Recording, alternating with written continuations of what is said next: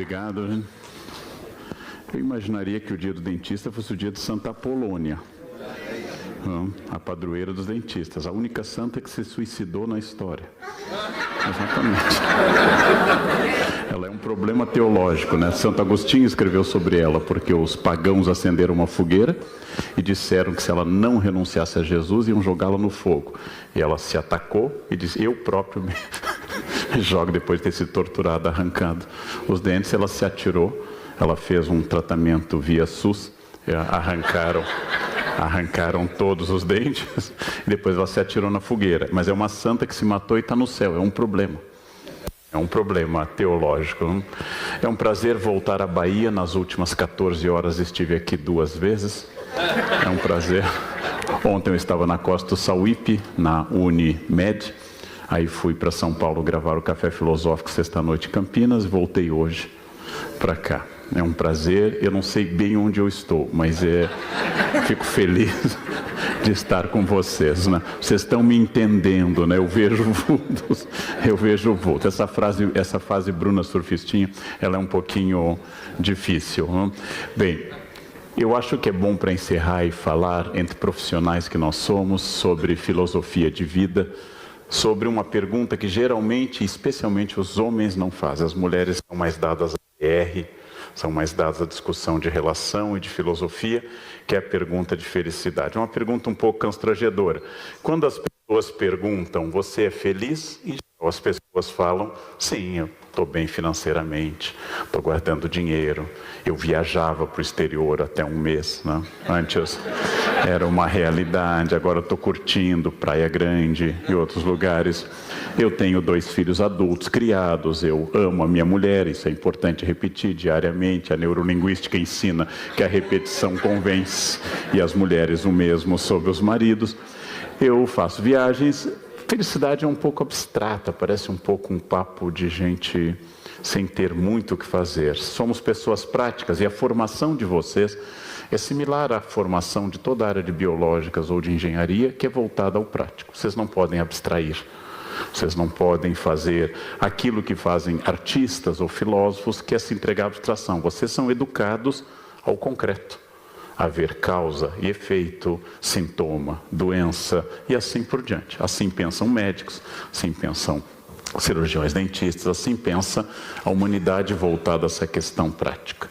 Mas a ideia de felicidade, talvez por ser tão importante, ela é denegada constantemente. Denegação é um conceito freudiano que significa eu dou tanta importância que eu não falo aquilo ou nego aquilo. Felicidade é um conceito denegado, porque ela parece poética, ela parece feminina, no sentido do preconceito genérico, achando que homem se identifica com a objetividade e mulher com a subjetividade. É um preconceito, naturalmente, que não se sustenta no real. Mas eu começo fazendo uma pergunta estranha. Essa imagem é de um quadro maravilhoso de Vincent van Gogh, que foi um dos mais famosos depressivos da história. Sem tristeza, depressão, melancolia, teria existido cultura no Ocidente? Vamos pensar, essa é a lista de alguns depressivos da história. Woody Allen, Machado de Assis, Baudelaire, Dostoiévski, Tolstói, Nietzsche, Michelangelo, Lutero, Garcia Lorca, Hemingway. Ou seja, dá vontade de estar nessa lista, né? Provavelmente, felicidade é um dos elementos mais esterilizadores da vida.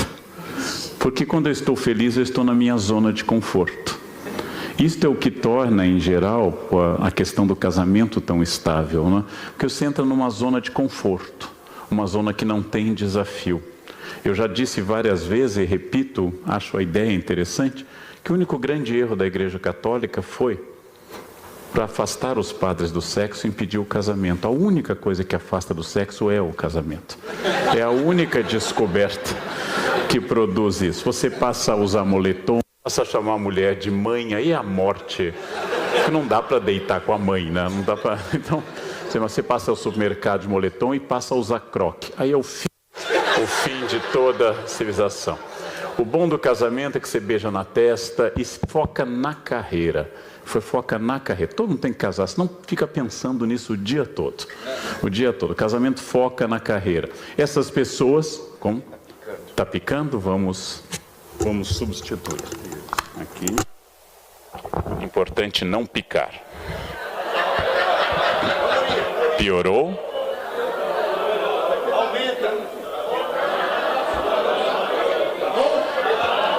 Democracia é uma merda, né? É uma merda esse negócio. Com o perdão da expressão fecenina. Deu. Vamos lá. Viu? Por isso tem tanta gente com saudade da ditadura. Vamos. Tá bem para todo mundo agora?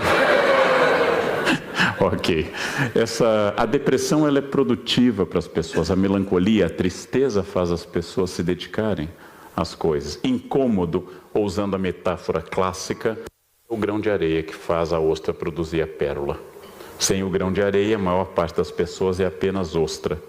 É aquilo que Freud chamou de uma ferida narcísica, que explica que tanta gente asmática, como Che Guevara, Marcel Proust, tantos artistas gays, todas as pessoas que tinham uma ferida narcísica produzem mais do que a média, porque estimula mais a você sair do seu senso comum. A pergunta óbvia é, teria existido civilização sem Prozac? Se Van Gogh tivesse sido tratado por um psiquiatra, não pintaria 2 a 3 quadros por dia, angustiado com a sua solidão? Se isso teria ocorrido, difícil dizer. Só para pegar uma comparação, enquanto o Brasil foi uma ditadura, enquanto se bateu e se matou artista, enquanto se fez censura, nós tínhamos músicas do porte da Elis Regina cantando o Bêbado e o Equilibrista. E aí veio a democracia, aí veio a abertura, veio a liberdade. Aí nós temos Calypso, aí nós temos uma outra referência musical, né? Quem gosta não se acuse que não pega bem, não pega bem. É uma coisa curiosa se vocês imaginarem que o casamento é em essência um fenômeno feminino. É a mulher que pensa no casamento, ela que organiza a festa, ela que decide todos os detalhes da igreja. Eu tenho uma experiência desde a minha juventude, eu tocava em casamentos para sobreviver durante a graduação. A noiva entra senhora de si na igreja, ela não chora, o rímel não é waterproof, então ela vai reta, ela decidiu as flores, a música, até a roupa das madrinhas, ela está feliz. O noivo entra admiradíssimo na igreja, ele não sabia de nada. E ele foi convidado porque é importante ter um noivo, mas também ele atrapalha. Ele atrapalha bastante. Não? O noivo está ali porque sem ele seria estranho. Quem deseja o casamento, quem sonha com o dia de noiva, quem faz promessa a Santo Antônio, quem dedica horas a escolher o vestido de noiva perfeito, é a mulher. Ela se dedica e todo mundo quer ver entrar a noiva. O noivo é sempre a mesma coisa. Então, é muito curioso, se o casamento é feminino, o próximo dado, 18 mil divórcios litigiosos, segundo o IBGE, nosso último censo. 13 mil iniciativa das mulheres. Curiosíssimo. As mulheres querem um casamento que envolva felicidade. E os homens só querem televisão e comida. Basta isso. Botando uma TV de tela plana e comida, tá pronto, vai para bodas de ouro fácil, não faz? E aí vem o croque, aí vem tudo. O homem não fica assim, eu estou envelhecendo, estou engordando. Ele aceita isso, faz parte. A mulher quer felicidade. As mulheres são comprometidas com a ideia de felicidade.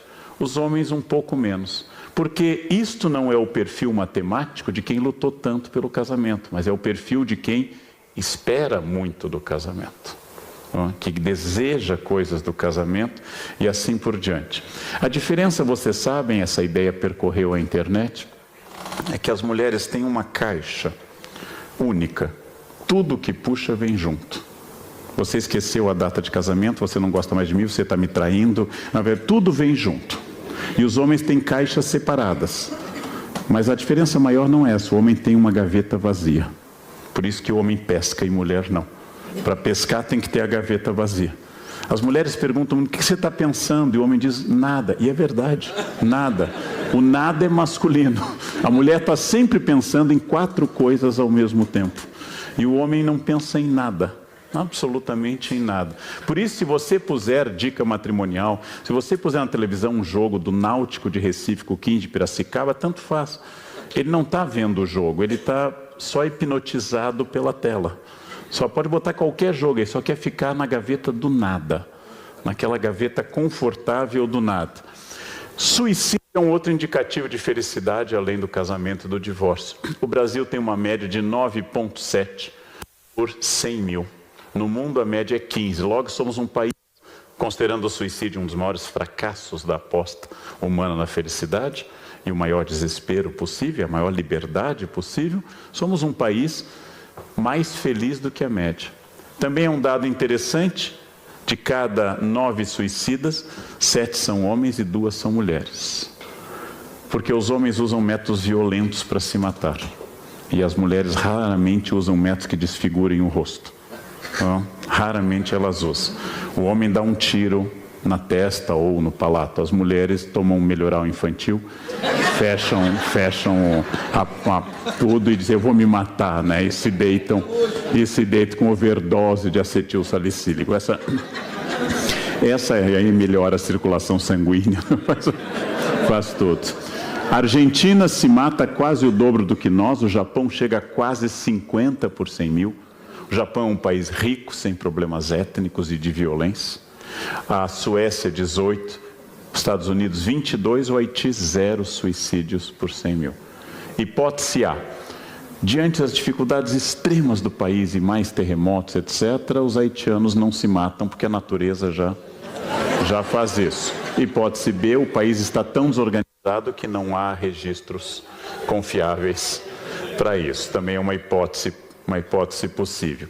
Bem, a fonte é a ONU e este é um sintoma curioso, porque o suicídio é a maior resposta que eu posso dar de falência da esperança.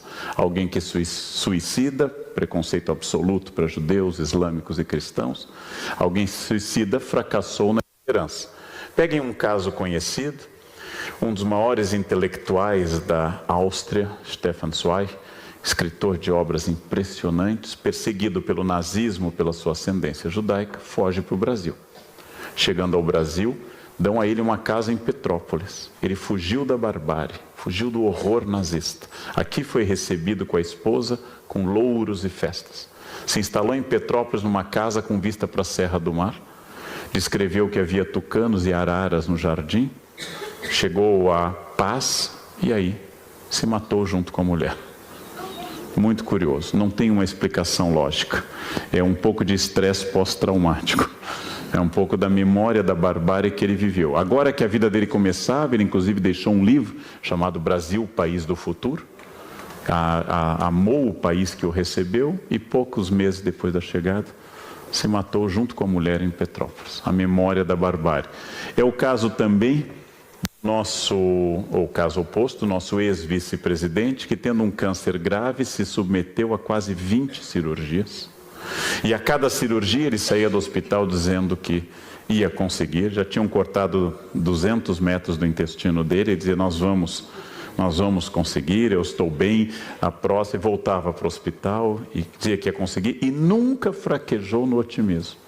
Stefan Zweig, que não tinha mais motivo, se matou. Alencar, que não tinha mais motivo para viver, porque é doloroso o processo de quimioterapia, se agarrou à vida como uma craca à costa do navio. E sempre otimista. Não sei se foi isso que o matou. Não sei se... Você está no hospital mal, vem Lula e Dilma. Difícil. Talvez tenha sido isso que apressou o passamento do Alencar. Vocês sabem que José, para os católicos, é o padroeiro da Boa Morte, porque ele morreu acompanhado de Jesus e Nossa Senhora.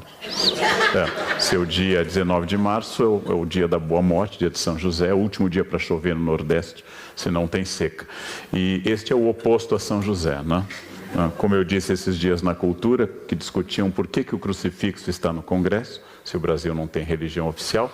Eu disse, o drama é daquele crucifixo, né? Porque Jesus foi crucificado entre 2 ladrões. Né? E nós temos 513 deputados. Isso é pegar para Cristo, né? É pegar pesado. Se eu fosse uma pessoa muito religiosa, eu pediria para tirar o crucifixo do Congresso.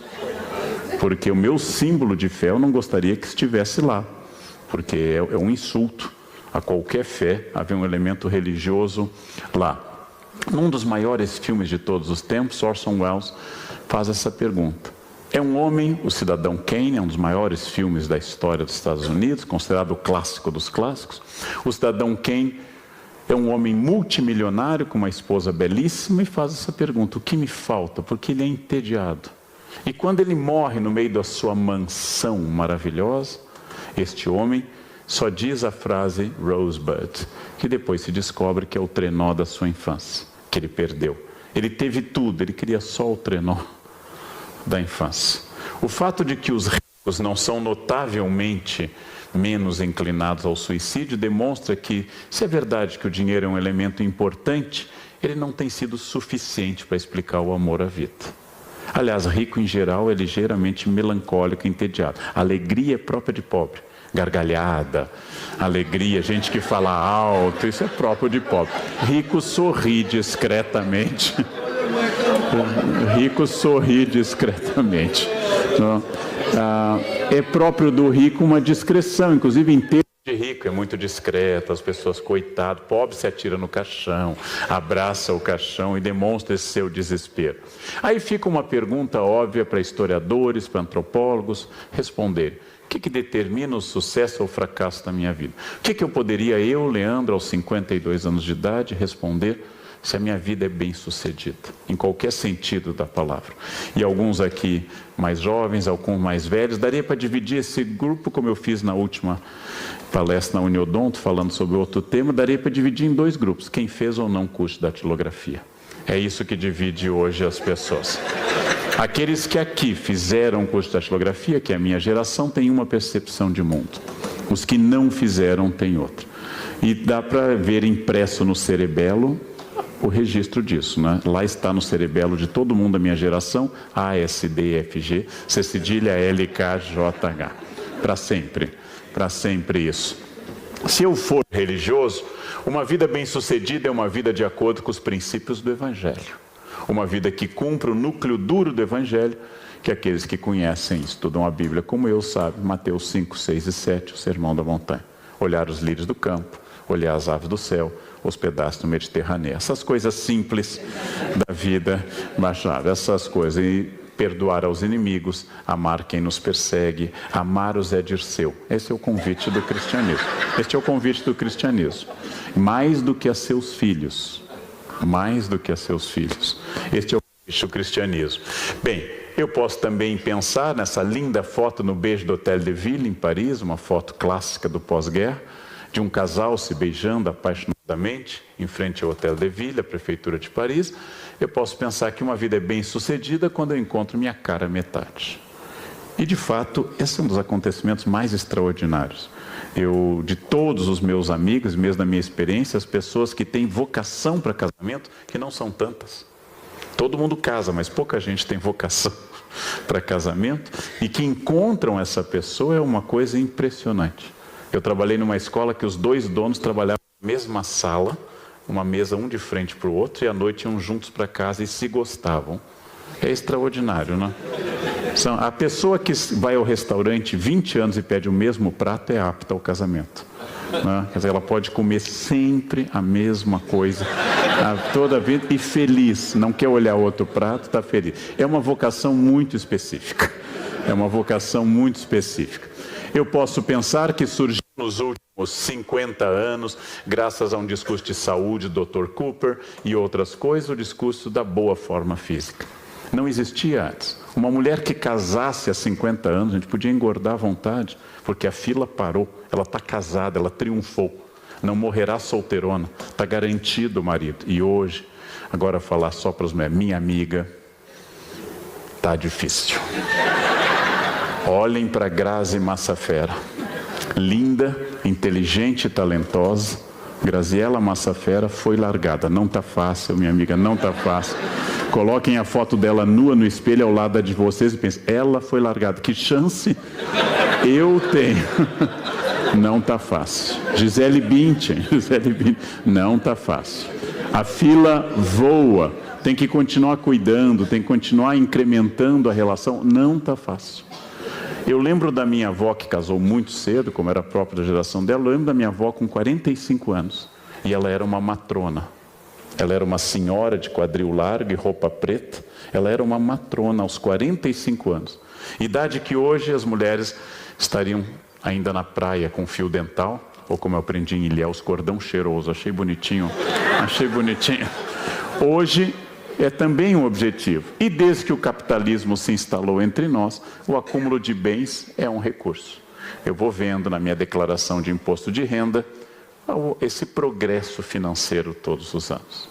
Então eu tenho critérios religiosos, românticos, físicos e materiais, e talvez o drama é que hoje nós esperamos que todas essas coisas estejam juntas. Esperam-se das pessoas todos os elementos reunidos.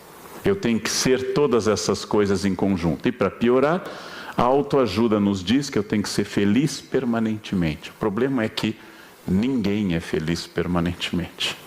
A autoajuda, eu insisto nisso porque isso é importante, ela se chama autoajuda porque ajuda quem escreve. Por isso que é autoajuda. Quem escreve um livro de autoajuda, ajuda a si. E aí eu li um destes chamado O Segredo, em que a autora diz o seguinte: se você pensar, acontece. Em medicina isso se chama esquizofrenia. Em medicina, a confusão entre o mundo da fantasia e o mundo real chama-se uma doença trágica, que é esquizofrenia, que afeta e afeta a família inteira quando tem um esquizofrênico na família. Em educação, a gente chama de fase pré-operatória, até 4 ou 5 anos de idade. Eu pensei em empurrá-la de um prédio, a autora, e dizer: agora voa e pensa que você pode voar, mas pensa firme que você pode voar. A autoajuda diz uma série de coisas que não tem efeito nenhum.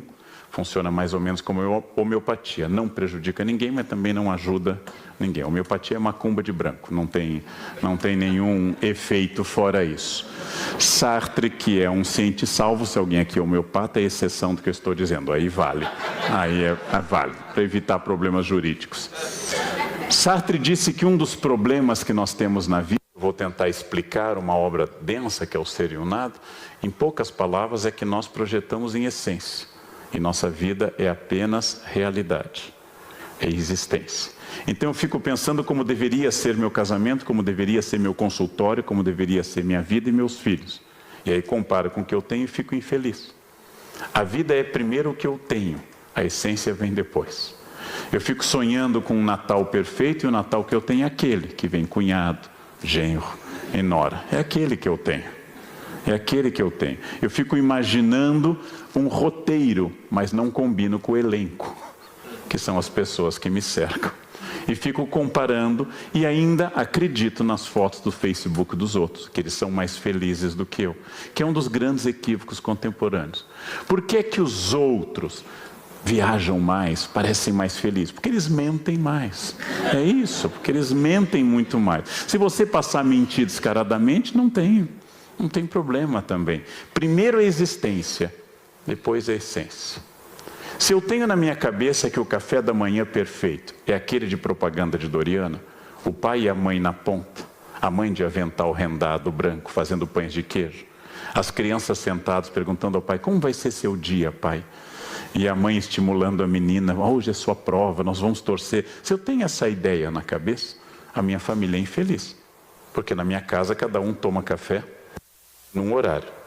E as pessoas jovens não têm fome de manhã. É sinal de idade ter fome de manhã. Vocês já notaram, né? É sinal de idade. Acordar com aquela fome, querendo comer qualquer coisa. E os jovens vão ter fome no meio da manhã. Saem de casa com aquela cara de tédio absoluto e sem fome. Sartre nos dá um conselho. Primeiro a existência, depois a essência. A minha família pode ser não aquela que está nos roteiros, mas a que eu tenho. Este é um dado que ele sintetizou numa frase que eu adoro: não importa o que a vida fez de você, mas o que você fez com o que a vida fez de você. A vida inteira eu ouvi os senhores, que é importante dizer isso nesse início de outubro, numa crise tão grande no país. Se vocês estão aqui, se os senhores chegaram a este ponto, estar sentados aqui, os senhores ralaram muito. Foram muitas noites acordadas. Foi muito sacrifício, foi muito esforço, foi muito sábado dedicado a fazer coisas, enquanto outros estavam se divertindo. E os senhores devem ouvir o que eu ouço, que eu tenho sorte. Eu escuto muito isso. Nossa, você tem um jeito para a língua, o jeito se chama glúteos máximos. Sentar na cadeira e começar a decorar verbo irregular. Sábado à tarde, domingo à tarde, depois de 3 anos dominar uma língua. Esse é o meu jeito. Esta é a minha habilidade. Nossa, você tem uma sorte. A minha sorte é acordar 4h30 da manhã todos os dias. Hoje 3h30, porque eu vou em Guarulhos. Era 5 e pouco. Então essa é a minha sorte. A minha sorte é imensa. Mas se eu não lutar por ela diariamente, tá? Toda vez que eu tenho uma habilidade, as pessoas acham que é sorte. Eu peguei uma série de questões que eu recebi e tentei transformá-las. Este é o grande segredo das coisas. A vida muda muito. Eu não vou citar o nome desse senhor, porque isso é Voldemort, que a gente citar, ele aparece, ele não pode ser invocado. Podemos chamá-lo, como o interior do Nordeste chama a morte, Caetana. Vamos chamá-lo de Caetana. À esquerda dos senhores está um jovem idealista e inteligente, apesar de não tê-lo conhecido, e gostaria muito de morrer sem tê-lo conhecido, sem chegar a conhecê-lo. Eu afirmo que este homem é muito inteligente. A inteligência não anda de mãos dadas com o caráter. O demônio era o mais astuto de todos os anjos. À esquerda está um homem idealista e inteligente que podia ter feito uma carreira sólida, e ele decidiu ser líder estudantil num período perigoso do Brasil para ser líder estudantil. E ele era cheio de idealismo e sofreu privações, apesar de vir de uma família de classe média, privações intensas em nome do seu ideal. 40 anos depois, este homem é um dos homens mais importantes do Brasil. E 15 anos depois, está condenado por 2 instâncias jurídicas e virou a besta fera do país. A vida muda muito. A vida muda muito. O que é que o velho Voldemort hoje diria ao jovem que está em cima do carro agitando uma manifestação de estudantes? Que conselhos vocês dariam ao jovem que vocês foram? Se vocês pudessem ter um bate-papo com vocês logo após a aprovação no vestibular. Ou talvez um pouco antes da inscrição no vestibular. Que conselhos vocês dariam? Eu, quando fui fazer o vestibular, me estimularam a fazer direito, porque meu pai era advogado e político. E eu tinha 17 anos, eu não podia fazer porque o meu pai era. Eu não queria seguir o meu pai porque eu precisava ser alguém diferente. Se não fosse isso, eu teria feito direito, apesar de ser felicíssimo com a história. Sou feliz com a minha profissão. Mas nossa vida tem essas mudanças, esses acidentes, e esta mesma pessoa em 2 aspectos com essa mudança tão grande. Aquilo que na obra do Goethe, Fausto, é a pergunta do demônio ao Dr. Fausto. O que te faz feliz? Em que momento você vai dizer, para, és belo? Isto tudo tem lógica? Eu estar aqui é fruto de trabalho, óbvio. Mas tem lógica ou pode ser controlado? Os gregos falavam de um controle absoluto do destino. Existiam 3 entidades, as parcas ou moiras, que ficavam na porta do inferno, tecendo o fio da vida, enrolando o fio para saber se ele seria brilhante ou simples, e uma última parca, cortando o fio. A vida era decidida por essas entidades. Quando elas cortavam, alguém morria. Essa vida era predestinada para os gregos. É o caso do Édipo, que passou a vida inteira fugindo da profecia que ele mataria o pai e casaria com a mãe. E por mais que ele fugisse, o destino vinha ao seu encontro. Édipo acabou se casando com a Vera Fischer, ou seja, a Jocasta, com a Jocasta. Édipo tentou evitar isso a vida inteira. Ele tentou, mas o destino via ao seu encontro. É uma frase que nós hoje, na nossa tradição, diríamos é sina. Isso é sina. Ele tentou e não conseguiu. Quando o cristianismo surgiu, a imagem de Santo Agostinho, ele introduziu uma novidade. Minha vida, vocês estarem aqui, está escrito por Deus desde sempre. Deus tem um pouco de Parkinson, ele escreve certo por linhas tortas, mas ele faz. Deus funciona como o Waze. Ele te conduz, mas por caminhos que você jamais imaginaria. E tal como Deus, o Waze não faz acepção de pessoas. Ele te mete na favela sem nenhum problema. O Waze e Deus são muito parecidos. A história é providencial, e se alguém acredita nela, eu digo isso sem nenhuma ironia, o que é raríssimo em mim, quem acredita nela, tem um poderoso elemento de felicidade. Uma pesquisa na Universidade de Tel Aviv diz que ser casado, ter um animal de estimação e ser religioso prolonga a vida. Bichos, esposa, Deus. Ou bichos, marido e Deus, ou bichos em geral. O que vocês preferirem. A história providencial, aquela que garante que tudo que acontece na minha vida é para o meu bem, é ótimo. O homem que no voo da TAM perdeu o voo em Porto Alegre por ter esquecido o documento, voltou para casa e perdeu o voo, e o avião se espatifou, ele diz, Deus me salvou. Ele não pergunta quem matou os 200, naquele trágico 17 de julho. Quando eu me atraso por causa de chuva, minha empregada diz, foi melhor para o senhor, Deus queria que fosse assim. Deus afogou 11 milhões de paulistanos, porque foi melhor para mim. Essa história providencial, se eu acredito nela, ela é ótima. Tinha que ser. Perdi o avião, tinha que ser. Planejei uma viagem linda para Veneza, o dólar passou de 4. Não me pertence, mas é porque foi melhor para mim. É um senhor consolo na vida, né? Tudo acontece porque tinha que ser. No século XIX surgiu a nossa área, surgiu a ciência, surgiu com a figura de Augusto Comte a ideia de que tudo que é causa pode ser verificável, tudo é causa e efeito, é o treinamento científico que os senhores tiveram. Ou seja, eu posso verificar, existe um problema e eu posso aplicar uma solução. E agora nós temos uma mistura, porque o providencialismo religioso tende a ser substituído pelo imperativo da razão científica.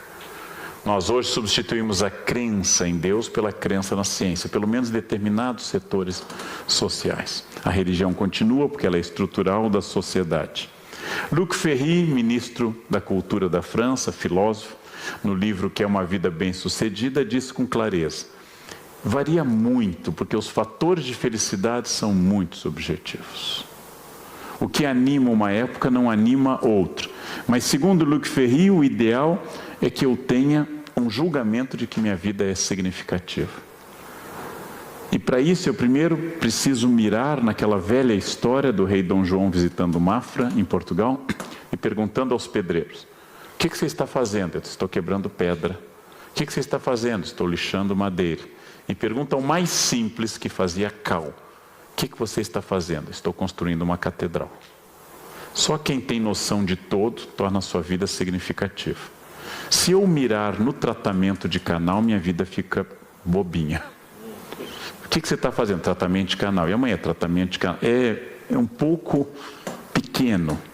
Se eu imaginar que eu estou produzindo relações de saúde ou relações estéticas nas pessoas, se eu imaginar que a minha vida é bem-sucedida e que eu sou reconhecido por isso, se eu conseguir dar à vida essa reflexão, estou construindo uma catedral, isso fica um pouco mais interessante.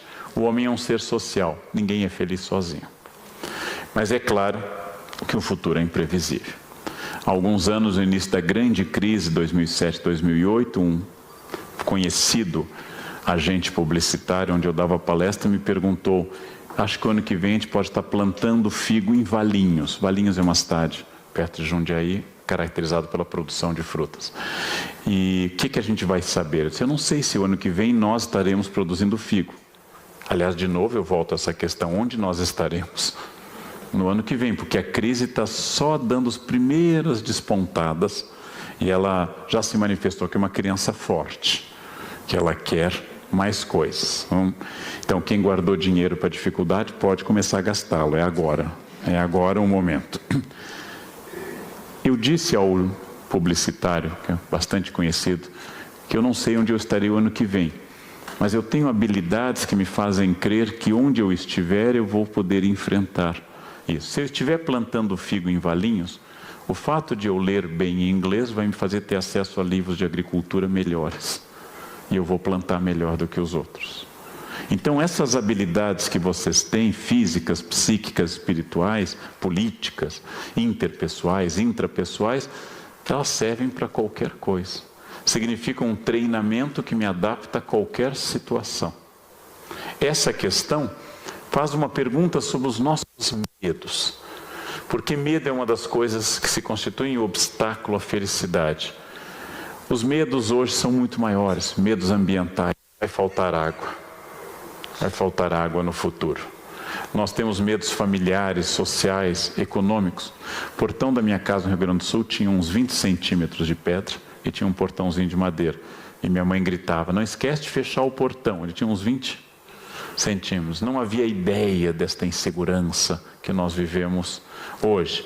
Medos médicos, nós temos muito mais doenças hoje. Comer se tornou difícil. Eu tenho que ver se as coisas não têm gordura trans. Eu tenho que ver se não tem glúten, se não tem corante, se o suco é suco ou se o suco é néctar. Ficou difícil comer. Minha avó servia café num bule de louça ágata. E hoje eu tenho que servir na minha casa, você quer ristreto, descafeinado, com espuminha de leite, com pauzinho de canela, adoçante? Ou você prefere em pó? Quantas colheres? É complicado hoje. Minha avó enfiaria o bule na cabeça de quem dissesse eu quero descafeinado. Nós temos mais coisas, nós temos mais medos, nós temos mais ofertas. E, curiosamente, quando eu não tenho medo, a chance de morte aumenta bastante. O excesso de medo paralisa, a falta de medo mata. É esta prudência aristotélica entre o excesso e a falta. Há uma doença chamada Early Day, que é a pessoa que não tem os elementos transmissores da dor. Essas pessoas sempre morrem na juventude, porque o braço quebra, elas não notam, o apêndice infecciona, elas não sentem nada, elas não têm os neurotransmissores da dor. Essas pessoas morrem. Logo, a dor foi colocada em nós como um elemento prudente. Pessoas prudentes vão longe, pessoas ousadas têm mais problemas. Eu tenho que conviver com o meu medo. Eu tenho que conviver com isso. Eu pego avião quase todos os dias e muitas vezes 2 por dia. As pessoas, você não tem medo? Eu disse, não, porque avião não dá paraplegia. Não há pessoa tetraplégica de avião. E é uma morte indolor. Olha, está caindo, pronto. Passou. Não, passou, não tem dor. Eu prefiro isso a uma longa doença numa cama ou num hospital. Não? E os outros? Se danem, sou eu o morto, né? Eu é que tenho que pensar. Eu tenho que pensar em mim. Mas encarar o inevitável com sabedoria é muito curioso. A dor e o medo são defesas. Eu tenho que encará-los com muita clareza. O medo do envelhecimento. O medo da diminuição da capacidade física. O susto que a gente leva, eu há 3 anos passei a usar óculos. E é assustador. Porque 6 meses depois eu não conseguia ler mais nada. E 3 anos depois eu não acho nem o óculos que eu preciso para isso. E tive que fazer 7 óculos na minha casa para espalhá-lo, porque o saci pega o óculos. Os óculos desaparecem. E eu me recuso a cordinha, porque eu acho que envelhece. A cordinha parece coisa de bom. Mas vou precisar dela em breve. Quanto mais eu tenho medo, é provável que mais eu preze as coisas. O medo que eu tenho de dano aos meus filhos é um sinal de amor e ele deve ser visto assim. Deve ser um sinal claro de quanto é importante para mim. Um grande poeta chileno, Pablo Neruda, falando sobre o conquistador da América, Hernán Cortés, dizia que ele era um homem mau, porque Cortés não tinha pueblo, ele não tinha origem, ele não tinha família. Quem não tem família não tem valor a defender. E por família não estou entendendo quem não é casado, quem não tem pai, mãe, parentes, amigos, quem não tem este núcleo ao redor que lhe dá vergonha, inclusive, que lhe dá medo de errar. E isto é que torna a vida importante. Os estoicos, filósofos gregos e romanos, especialmente essa imagem do imperador Marco Aurélio, nos deram uma pista. Eu tenho que decidir pela indiferença diante da desgraça. A, prefixo de negação, pathos, sentimentos. Eu tenho que decidir pela apatheia. Os estoicos colocaram isso. Marco Aurélio, no capítulo 2 do seu livro Meditações, nos dá o conselho para todo dia de manhã. Eu vou encontrar hoje um indiscreto, um ingrato, um insolente, um invejoso. E eles são meus parentes, do mesmo sangue que eu, humanos como eu. Marco Aurélio nos convida a seguinte reflexão: a quem pertence a tua paz? De quem é a tua tranquilidade de espírito? É do outro ou é tua? Porque se for tua, ninguém te tira. Mas se for do outro, ele tira a todo instante. Alguém cortou a minha frente. Se eu me irrito, a paz pertence ao outro. A paz está no capô do meu carro. Quem quiser pegar, leva. Quem pode me irritar? Quem pode me ofender? No trânsito eu escuto duas coisas basicamente em São Paulo. Referências a uma vida duvidosa moral da minha mãe e dúvidas sobre minha preferência sexual. São basicamente as duas coisas que eu escuto. Então vamos a uma reflexão sobre os dois, não sei se no Nordeste é a mesma coisa, ou no Norte, são os xingamentos mais comuns. Bem, agora com as marginais de São Paulo a 50 para xingar, sair do carro e andando do lado e xingar e voltar para o carro. Vamos imaginar, e eu vou usar o recurso a esse xingamento. Se alguém chama minha mãe de prostituta, vou usar essa palavra um pouco mais suave, não é essa que se usa em São Paulo. Eu tenho que avaliar. Minha mãe era uma prostituta? Tudo que eu sei indica que não. Seu rosto sério nas fotos, uma aparente falta de felicidade. Eu acho que ela era fiel. Estava sempre azeda, com a cara... Eu acho que minha mãe, pela renda que ela desenvolveu ao longo da vida, acho que ela não fazia essa coisa de garota de informática, ou seja, de programa. Logo, minha mãe não é uma prostituta. Hipótese B, minha mãe é. Aí eu tenho que dizer a quem xinga, você conheceu mamãe, você frequentou nossa casa? Que época que foi? Eu lembro tanta gente que ou minha mãe era ou não era. Nos dois casos, qual é a ofensa? Minha mãe não é, logo você está mentindo, ela não é. Minha mãe é, logo você está dizendo a verdade, e eu tenho que reclamar da minha mãe e não de você. A outra opção, seu viado, duas hipóteses. Geralmente duas, hoje tem mais, mas tem duas hipóteses. Eu sou ou não sou. Se eu for, não é um xingamento, porque a opção sexual não é um xingamento. Eu posso dizer à pessoa, sou, você me conhece, mas eu estava olhando a fronha, eu não lembrei muito do seu rosto. Pronto, posso dizer isso. E pronto, está feito. Ou não sou, logo aquilo não me atinge. Quem pode me ofender? Só um tipo de pessoa, aquela que diz uma coisa com a qual eu concordo. Então quem está se ofendendo sou eu. Quem está se ofendendo sou eu, se eu concordar. Eu vou voltar aos budistas, mas eu aprendi o ano passado no Butão, com um monge, uma frase muito boa. Eu fui ao Butão com um grupo e o monge disse, a ofensa é uma brasa que você atira na pessoa para queimá-la. A ofensa é um fogo na mão que você quer queimar a pessoa o máximo possível. E talvez você consiga. Mas em 100% dos casos você queima a sua mão. A ofensa talvez atinja, mas em 100% dos casos ela queima a sua mão. É você o primeiro a embarcar nessa energia da ofensa. Então eu tenho que decidir quem pode me ofender. Se alguém passa na rua e grita careca, o que eu vou dizer? Que bom você ver tanta gente que é cega no mundo, né? Quando você vê. Alguém me chama de velho. É uma questão de comparação. Comparado com quem? Com a Rainha Elizabeth? Eu estou deixando as fraldas ainda. A Rainha Elizabeth é uma Highlander, né? Ela vai para sempre. Alguém me chama de qualquer coisa e eu tenho que pensar comparativamente. Quem pode me ofender? Unicamente a quem eu der este poder. Por isso que a ofensa é um fracasso pessoal. Se eu me abalei por completo, a ofensa é uma característica que eu permiti que o outro me ofendesse.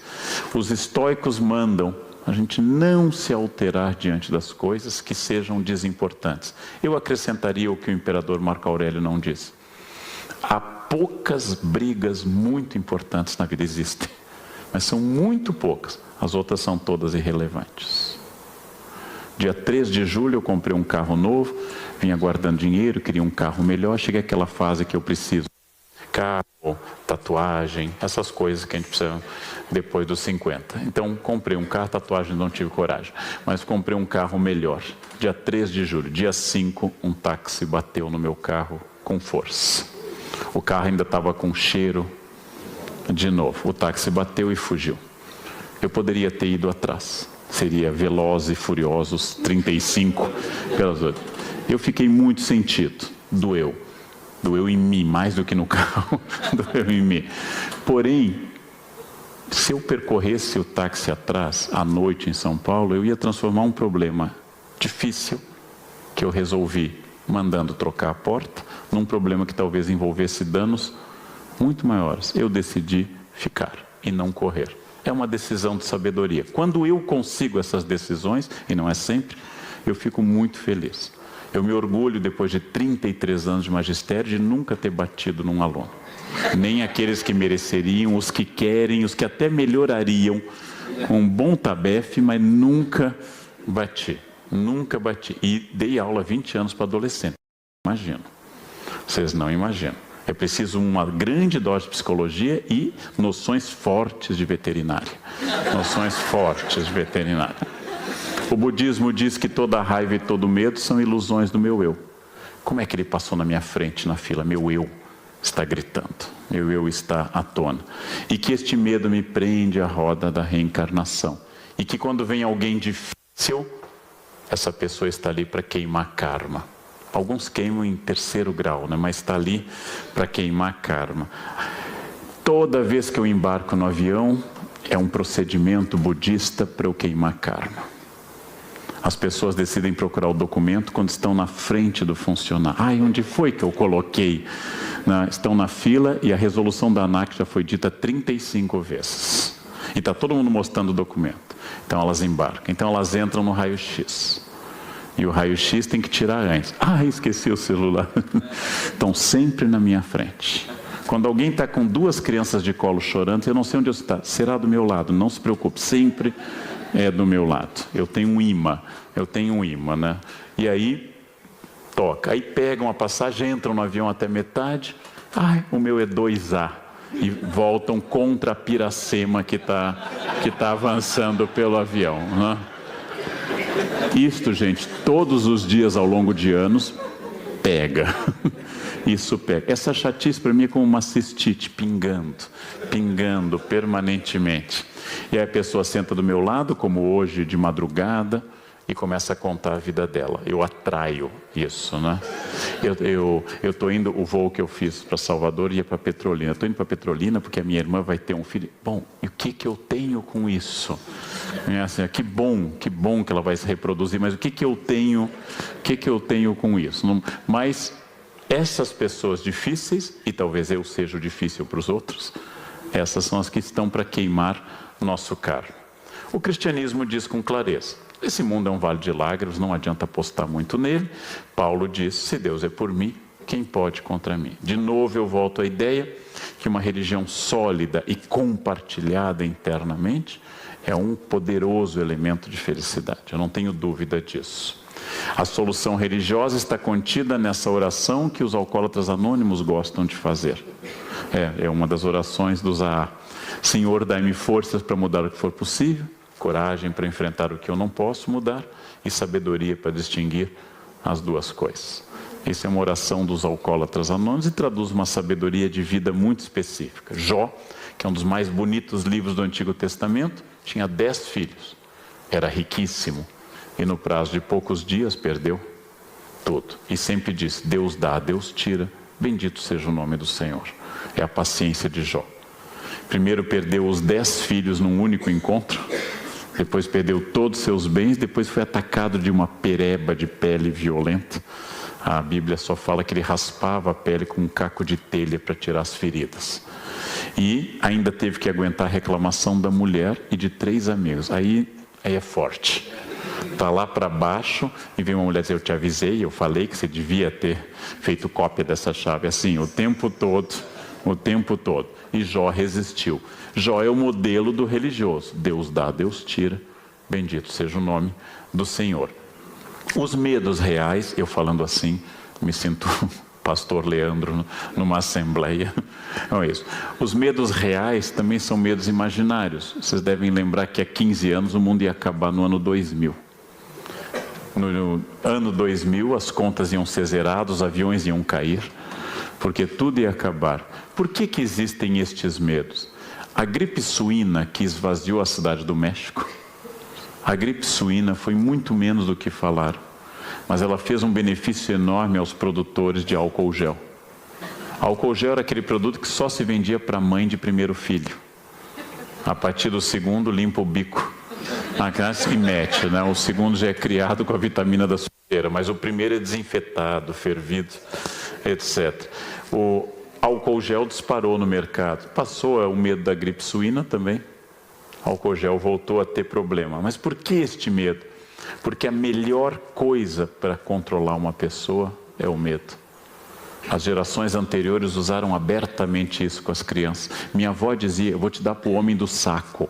Era um que passava na rua, um mendigo, ele ia dar para o homem dos... Não tinha trauma naquela época, né? Criança era chantilly, bate que cresce, bate que cresce. Não tinha trauma naquela época. Aliás, eu fui criado sem a ideia de bullying, tinha que correr mesmo, não tinha bullying. Tinha que correr ou fazer uma gangue mais forte, não tinha bullying naquela época, não tinha trauma, não tinha serviço de orientação. E você nunca tinha razão. Você nunca tinha razão. Então você tinha que se virar. O medo é uma base de controle. Né? O medo é uma base de controle. Né? Ou, como dizia minha mãe, como eixo pedagógico da vida dela, tudo que começa com eu é problema seu. Né? Eu estou doente. Esse é um problema seu. Mãe, tem um monstro debaixo da cama. Não convida para jantar que só tem 4 bifes. Então, essa política direta de fazer isso. Há uma linha que Aristóteles falou na sua ética, muito difícil entre a coragem e a imprudência. E a prudência e a covardia. Levar todas as brigas a sério é imprudente. Não levar nenhuma a sério é covardia. Ficar brigando no trânsito, brigando por horários e coisas, é imprudência. Eu estou tentando abrir mão de uma formação que me faz sofrer hoje, que é a minha preocupação com horários. Ou eu mudo, ou eu vou morrer neurótico. Porque as pessoas não têm essa mesma preocupação. Eu preciso me adaptar ao mundo. Aqui à esquerda vocês têm Galileu Galilei, que chamado pela Inquisição para dizer, você disse isso? Ele negociou. Não, não disse. Galileu é um homem que morreu de velhice. Alzheimer é uma doença que mata quem tem muita prudência. E à direita, Giordano Bruno, que bateu o pé e disse, eu disse, e foi queimado. Os jovens audaciosos costumam morrer mais cedo. Eu já defendi no último encontro de vocês que o que cura Alzheimer é pururuca, leitão, muita fritura. Porque se vocês comerem todos os dias um porquinho na banha, vocês não chegarão à idade de ter Alzheimer. Lá pelos 35 no máximo terão um fulminante AVC e morrerão no apogeu. Degeneração, osteoporose, tudo isso deriva de hábitos saudáveis.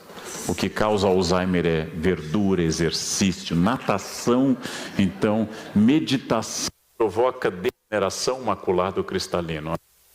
Para morrer jovem e feliz e gordo, vocês têm que comer à vontade. Aproveitem isso.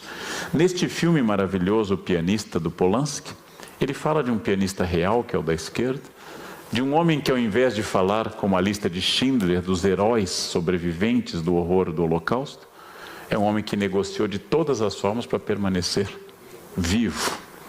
É um homem que fez de tudo para sobreviver. É um homem que se cuidou para chegar ao fim da guerra e conseguiu. E esta talvez seja a noção mais difícil de passar em filosofia. Eu só me torno um homem adulto, uma mulher adulta, quando eu entendo que toda escolha implica perda. Que se eu opto pela comida farta, se eu opto pelos doces abundantes, eu opto pela perda da boa forma física. E aproveito o gosto da comida. Se eu opto por uma endívia por mês, né, e correr e nadar bastante, eu opto pela alegria da boa forma física e fico na tristeza da falta de comida. Eu posso optar por comer muito, depois me arrepender e correr muito. Eu tenho várias opções intermediárias. Se eu opto por casar, eu tenho muitos benefícios no casamento, mas eu estou abrindo mão de muitas outras coisas.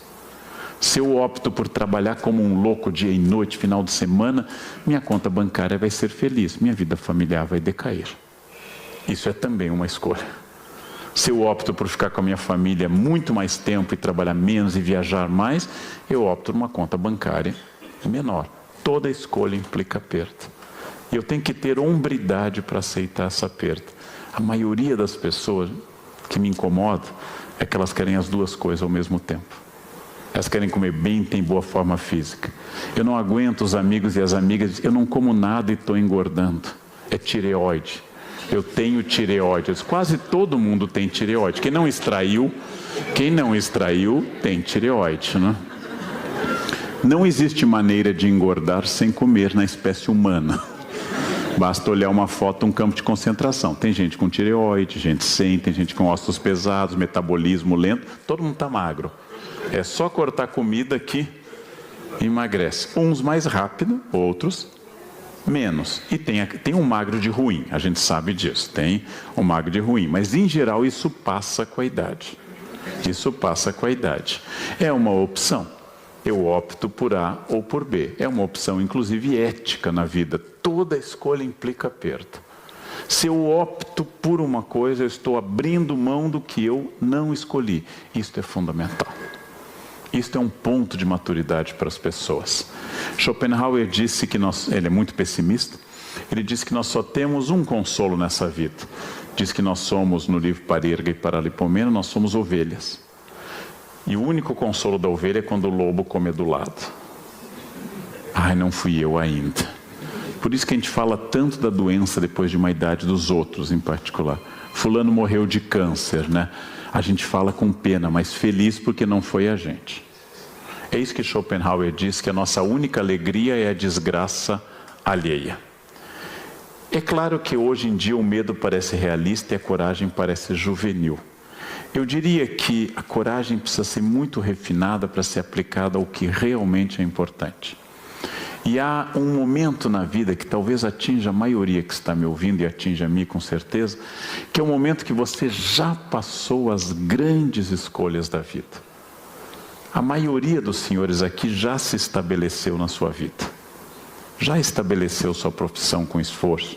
Já constituiu aquele patrimônio mínimo que permite ser alguém que tem uma certa estabilidade. A maioria dos senhores já deu a resposta correta. A maioria das questões. E agora vem um desafio que é tão complicado quanto o anterior. Como administrar essa fase? Como administrar a estabilidade?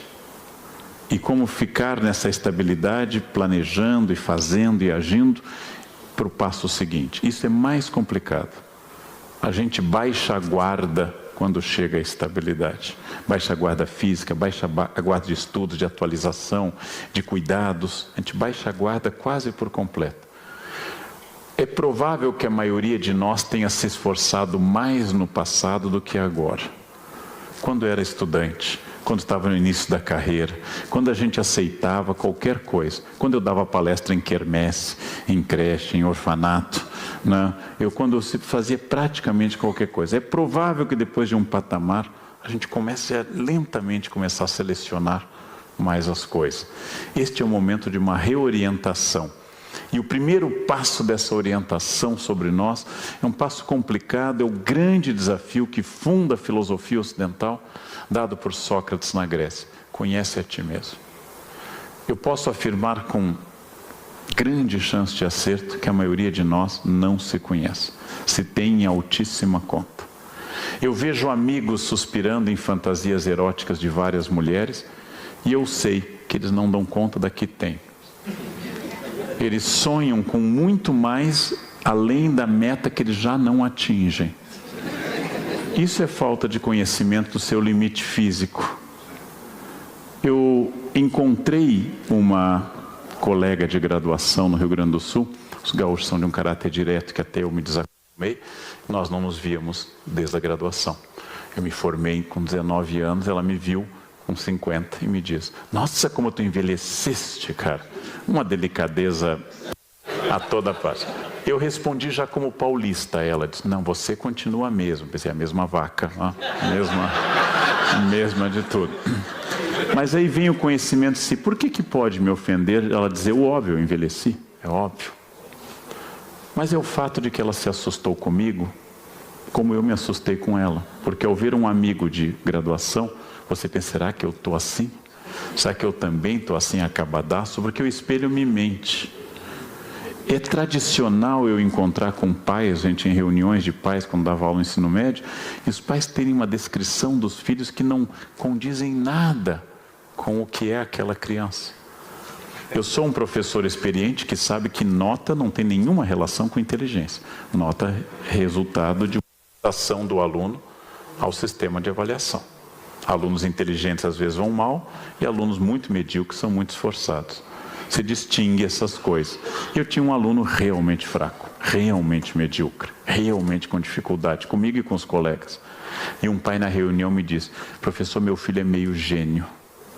E eu respondi a ele: ele tem sido discreto a esse respeito. E o pai sorriu feliz, porque entendeu que além de genial, o menino era humilde. Não tem jeito. Não tem jeito. Eu tenho vontade de dizer às vezes a um aluno de pós-graduação que diz: eu tenho baixa autoestima. Eu disse: não, você tem senso de realidade, é que você é pouco mesmo. Isso não é baixa autoestima, porque nem todo mundo é muito. A maioria de nós poderia ser mais do que é. E um bom professor deve incentivar isso. Um bom profissional deve incentivar seus colaboradores a serem mais do que são. Mas nem todo mundo pode. Este é o grande equívoco do empreendedorismo. Ele diz a todo mundo: seja empreendedor. Nem todo mundo tem o perfil do empreendedor. E não adianta comprar uma franquia do Boticário. Não adianta, nem todo mundo tem perfil, porque as pessoas têm uma fantasia. Eu quero trabalhar menos, não quero ser empregado, então eu vou abrir uma franquia. O proprietário é o que mais trabalha, ou o negócio afunda. O proprietário é o mais preocupado, é o que chega antes dos outros e sai depois dos outros. É o que não tem feriado. Então, esta percepção tem que nascer do conhece a ti mesmo. Tem que nascer dessa capacidade de como eu uso o tempo, quem eu sou, quem de fato eu pareço. Porque eu estou assustado com a falta de percepção das pessoas. Eu tenho um grupo privado que tem uma senhora extraordinária, que tem 94 anos hoje, e com a cabeça ótima. Ela me mostra a mão e diz: professor, eu estou com mãos de velha. Eu digo: é comum, quando a gente se aproxima de 100 anos, que a mão fique um pouco enrugada. É comum. Mas eu fico percebendo que ela acha uma contradição entre a mão e a percepção dela. É interessante isso. Você acha que eu estou um pouco gorda? É uma pergunta que vem com a resposta, não? É óbvio, senão vocês vão saber. Não é isso. Conhecer a si, conhecer meus valores, conhecer o que eu gosto, conhecer o que eu faço, conhecer o que eu tenho de fato interesse. Parar de falar de valores da juventude. Eu sou capaz de ler 3 livros por semana. Pare e avalie quantos livros você leu no último mês. Não no período de prova da faculdade há 30 anos. Avalie quanto você está lendo por semana. Não para ler mais ou menos, mas ter noção de quem você é. Fisicamente, materialmente. Tanta gente está endividada no Brasil hoje que simplesmente tem uma noção de dinheiro irreal. E uma noção de gasto irreal. Então, as pessoas estão mal e trocam o celular muito acima do seu valor social, quando elas deveriam cortar gastos. Então, este é o grande desafio de juntar A com B, de olhar-se com dureza às vezes. Para isso nós precisamos daqueles semi-amigos, aquelas pessoas que não são os inimigos, mas também não gostam tanto da gente, que são os que dizem a verdade. Para isso não basta a opinião da mãe. A opinião da mãe quase nunca basta para avaliar quem eu sou. E aprender de cada fase este valor. Aprender um desafio que é muito difícil, que é o desafio de envelhecer com proveito. Sabendo que de fato o corpo vai dando mostras de problemas. Aquelas pequenas Heloísas, Helenas, aqueles radicais livres, começam a entrar dentro da gente e não saem mais. E a gente precisa começar a refletir sobre prioridades. Nós ganhamos percepção. Minha cabeça é a cabeça mais equilibrada que eu jamais tive. Mas ela está dentro de um corpo que não é o melhor corpo que eu já tive. Eu tenho mais renda hoje do que eu tinha aos 18 anos. Mas muito menos vontade de aproveitá-la. Porque aos 18, com um pouquinho de dinheiro, minha vida estava feita. Hoje eu preciso de muito dinheiro e é um sacrifício. É um sacrifício. Eu já fui para a Europa sem reserva de hotel. Hoje eu não vou até a esquina sem reserva. Essa ousadia, eu tenho que aprender que em cada época havia um valor. Eu ficava em qualquer espelunca para viajar na juventude. Hoje eu sou exigente com os hotéis. Não gosto daquele hotel com travesseiro de esfoliação suave, que você deita e amanhece renovado na epiderme, né? Porque deixou ali quase um tratamento de peeling depois que você deita, né? Aquele chuveiro estalactite que pinga uma gotinha. Essa exigência é porque eu fiquei mais chato, mas também eu aproveito mais as coisas. Não preciso mais fazer 30 cidades em 30 dias. Eu posso ficar numa só, aproveitando. Cada época tem um desafio. E aí, sinteticamente, o que eu realmente desejo? Por que isso é importante? Porque a maioria de nós, a gente deseja o que os outros nos impuseram como desejo. É a pergunta que eu fiz na Unicamp, na recepção aos calouros de medicina. Vocês fizeram medicina porque tem um desejo extraordinário de ajudar os outros, se dedicar a essa área, ou porque sendo uma área de prestígio foi colocado para vocês? Eu tenho que responder isso muito cedo, para não ter que responder depois. Se eu não faço esse questionamento muito cedo, depois, o que eu realmente desejo? Quais são meus valores? O valor maior é trabalho? O valor maior é vida? Há pessoas que dão à família uma importância maior do que outras. Há pessoas que gostam de cultivar amizades. Há pessoas que gostam de 1 milhão de amigos. Eu tenho 3. Eu acho muito caro ter amigo. Então, eles se reproduzem, eles casam, eles têm filhos, depois tem que dar presente. Eu não tenho dinheiro para ter mais do que 3 amigos. É muito caro, né? Só o Roberto Carlos pode ter 1 milhão de amigos. Quais são os meus valores?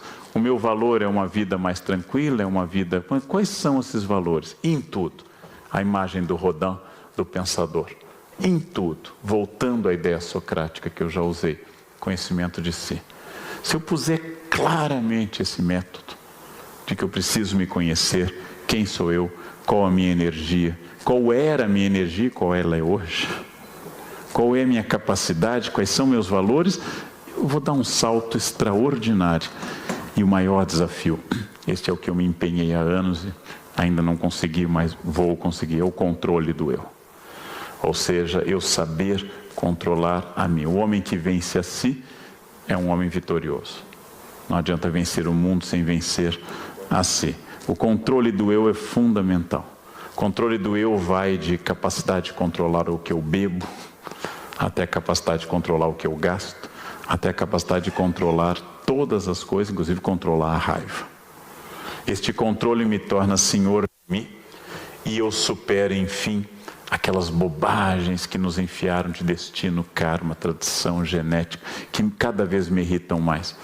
Ah, Leandro, você fala muito. Também você é de aquário, né? Signo de ar. Ar fala muito. Né? Fulano é muito poupada, touro. Touro é, nossa, super... Essas ideias de destino, de karma. Eu tenho sangue alemão, por isso eu sou pontual. Sangue, gente, é A, B e O, só. Não tem sangue italiano. Ele fala com as mãos, é sangue italiano. Isso passou pelo sangue. O que passa pelo sangue, gente, infelizmente, é hepatite. É isso que passa pelo sangue. O resto não passa pelo sangue. O resto é esforço, é cultura, é tradição e é cultivo. Figura terrível para mostrar um lugar lindo como Itaparica. O reforço da libertação dada pela morte. Todos nós nesse planeta, com exceção da Rainha Elizabeth II, morreremos um dia. Até a Hebe morreu, gente. Até a Hebe morreu. Todos morreremos um dia. Os cemitérios estão cheios de pessoas indispensáveis, que eram arrimos de família, gênios da criação. O reforço do caráter libertador da morte é que não há prêmio. Todos vão para o mesmo lugar. Logo, eu tenho que centrar apenas numa coisa, na vida. Se eu tivesse a seguinte ideia, quem for bom não morre, eu teria a seguinte ideia, então vou me esforçar para isso. Os bons morrerão e os maus também. Os otimistas terão câncer. As pessoas estão dizendo isso, que até me irrita um pouco, que fulano era amarga e teve um tumor. Madre de Calcutá teve câncer. Não. O Papa João Paulo II teve Parkinson, câncer, degeneração. Ou seja, não depende do otimismo. Aliás, o câncer é de uma democracia absoluta.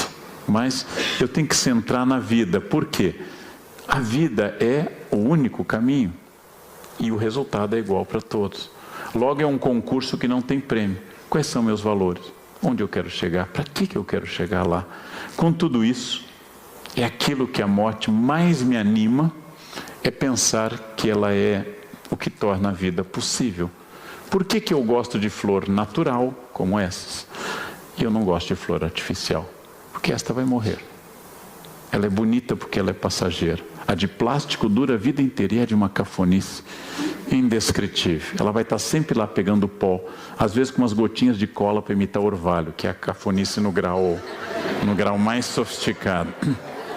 O bonito dessas flores, o bonito da paisagem que está à minha frente, é que ela é passageira. Se ela fosse de plástico, ela seria terrível. É o fato de eu ser passageiro que faz com que eu possa lembrar que os vampiros são melancólicos. Olhem os vampiros sempre depressivos. Porque é a morte que me torna otimista, é a morte que dá sentido às coisas. E é um dos mistérios da vida. Se você hidratar sua pele todos os dias, vai para o caixão hidratadíssimo. E levará junto 10.000 toneladas de hidratante para o caixão. Quem não tratar, vai para o caixão igual. Resultado, eu tenho que optar se eu quero ou não hidratar. Pronto.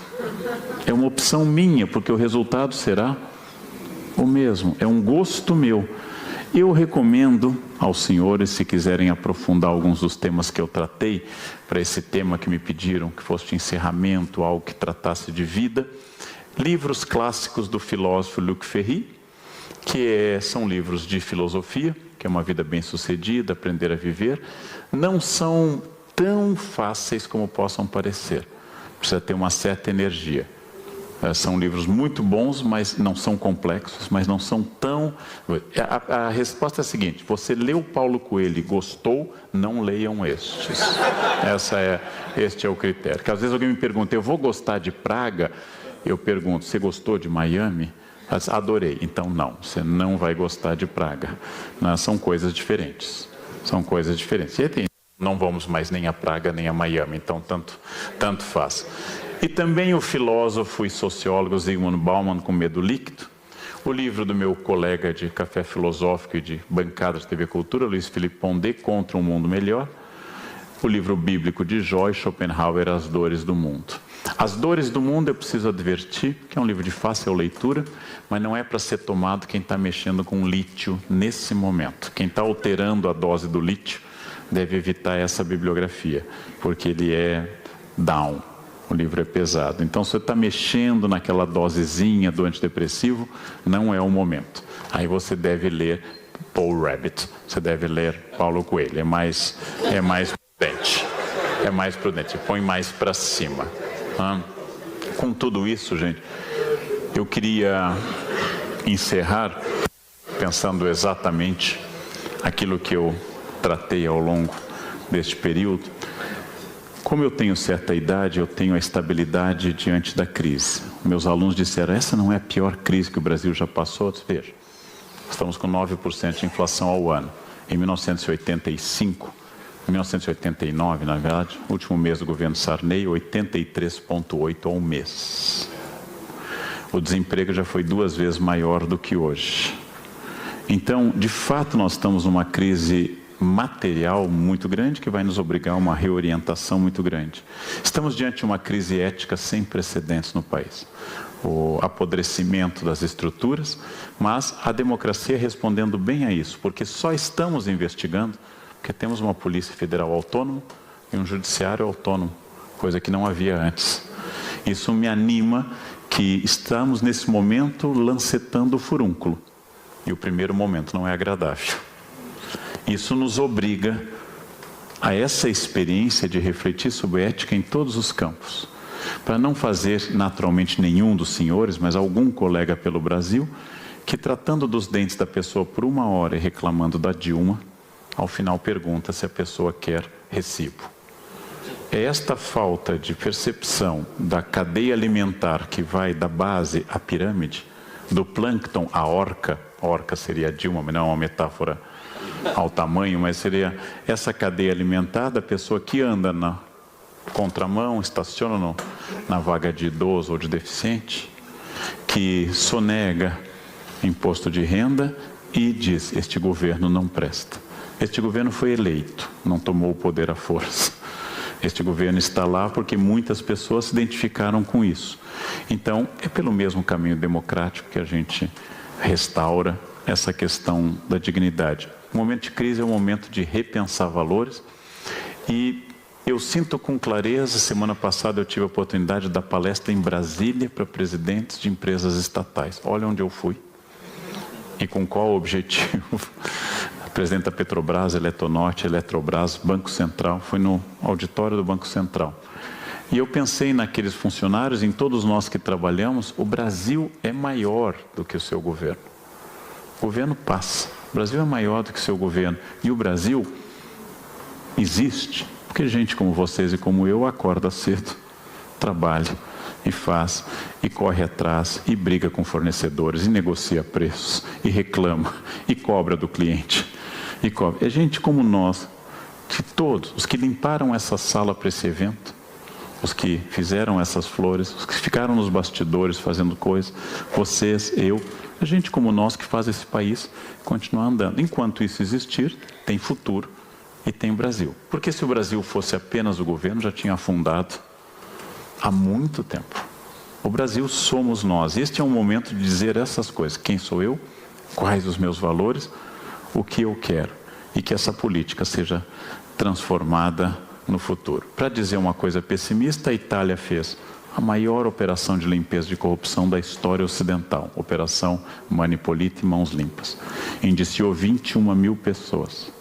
Prendeu senadores, prendeu ministros, prendeu juízes, promotores, e ao final de uma lavagem moral de norte a sul, elegeu o Berlusconi, que foi um dos mais notáveis políticos problemáticos. Ou seja, o preço da liberdade é a eterna vigilância.